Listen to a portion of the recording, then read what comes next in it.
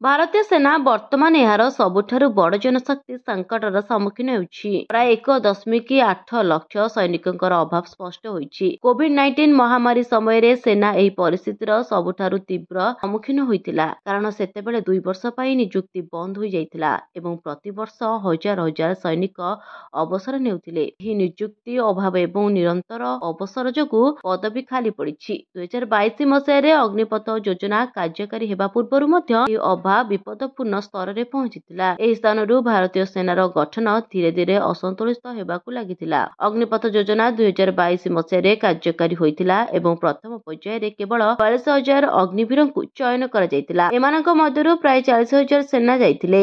ବଳକା ଅଗ୍ନିବୀର ସେନାମାନେ ଏବଂ ବାୟୁସେନାକୁ ଯାଇଥିଲେ। ଯୋଜନା ଅନୁସାରେ କିଛି ବର୍ଷ ମଧ୍ୟରେ ଅଗ୍ନିବୀରଙ୍କର ସଂଖ୍ୟା 1.75 ଲକ୍ଷ ବୃଦ୍ଧି କରାଯାଇଥିଲା। କିନ୍ତୁ ସେହି ସମୟ ମଧ୍ୟରେ ପ୍ରତିବର୍ଷ 60ରୁ 65,000 ସୈନିକ ଅବସର ନେଉଥିଲେ। ନୂତନ ଅଗ୍ନିବୀରଙ୍କର ସଂଖ୍ୟା କମ୍ ଥିଲା, ଯେତେବେଳେ କି ଅବସର ସଂଖ୍ୟା ଅଧିକ ଥିଲା। ଏହା ପ୍ରତିବର୍ଷ ଅଭାବ ସୃଷ୍ଟି କରିଥିଲା ଏବଂ ବାହିନୀର ସନ୍ତୁଳନ ଖରାପ ହେବାକୁ ଲାଗିଥିଲା। ବ୍ୟୁରୋ ରିପୋର୍ଟ, ନ୍ୟୁଜ ଦୁନିଆ।